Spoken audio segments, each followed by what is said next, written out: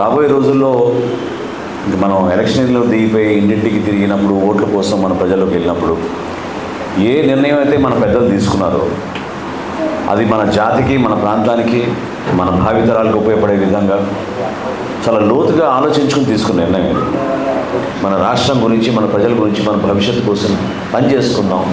మోడీ గారి నాయకత్వం మన భారతదేశానికి ఎంతో అవసరం అని నమ్మిన వ్యక్తి పవన్ కళ్యాణ్ గారు.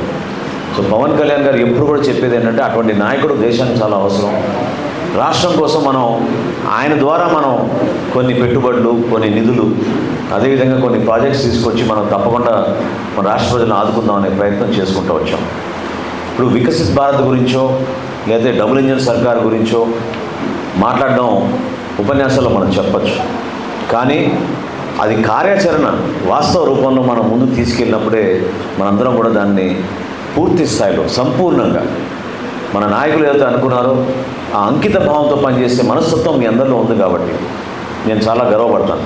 తెనాలి అభివృద్ధి గురించి సంపత్ గారు చెప్పారు, వాస్తవం. ఎందుకంటే ఆ రోజు 87 కోట్ల రూపాయలతోటి ప్రకాశం బ్యారేజ్ నుంచి రక్షిత మంచినీటి పథకం కింద పైప్ లైన్లు వేసుకుని మనం ఈరోజు తీసుకొచ్చాం. బెంగళూరు పరిస్థితి ఏంటి, ఈరోజు తెనాలి పరిస్థితి ఏంటి ఒకసారి చూడండి. బెంగళూరు లాంటి మహానగరంలో కూడా నీటి కొరత ఉంది. తెనాల్లో మనకు నీటి కొరత లేదు. కానీ దౌర్భాగ్యం ఏంటంటే కనీసం పైప్ లైన్లు మరమ్మతులు చేసుకోలేని పరిస్థితి ఈరోజు. కొత్త పైప్ లైన్లు కూడా వేయలేదు. 2 లక్షలు 3 లక్షల రూపాయలు ఖర్చు పెడితే ఒక్కొక్క వార్డులో ఎక్స్టెన్షన్ చేయగలుగుతాం. నేను సుల్తాన్ మన చిన్నరావు నుంచి వచ్చారు చాలామంది. వాళ్ళు పాపం చాలా బాధపడుతున్నారు. కాలనీలకి పాపం పైప్ లైన్ ఇస్తూ ఉన్నారంటే పైప్ లైన్ కూడా ఇవ్వలేదు.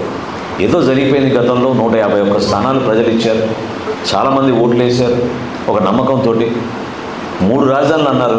ఏం చేశారు ఈ 3 రాజధానులు చెప్పండి. మనం తెనాల్లో చూస్తేనే ఇలా గంజాయి క్యాపిటల్ అయిపోయింది. నిన్న డ్రగ్స్ క్యాపిటల్ తయారు చేసేసారు విశాఖపట్నాన్ని. ఎక్కడ ఏ క్యాపిటల్ అంటే వీళ్ళు చేసేది ఇదే క్యాపిటల్. అంతేగాని అభివృద్ధి, ప్రజలకి మేలు చేసే విధంగా పనిచేయాలి, ఇటువంటి ఆలోచనలు ఎక్కడ లేవు. ఎందుకు పెదరావరం నుంచి 4 లేన్ల రహదారి మనం ప్రారంభించింది, ఎందుకు పూర్తి చేయలేకపోయారు? నందివేలు వరకు మనం శాంక్షన్ తీసుకొచ్చాం. నేను ఈరోజు మీ అందరికీ, మన ప్రజలకి మీ ద్వారా నేను మాటిస్తున్నాను.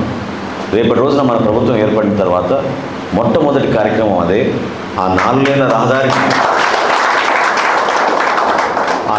రహదారిని మనం రేవేంద్రపాడు వరకు తీసుకెళ్ళి అక్కడి నుంచి మళ్ళీ మంగళగిరి జాతీయ హైవే తోటి మనం అనుసంధానం చేసే విధంగా 4 లేన్ల రహదారి ఖచ్చితంగా మనం పూర్తి చేస్తాం.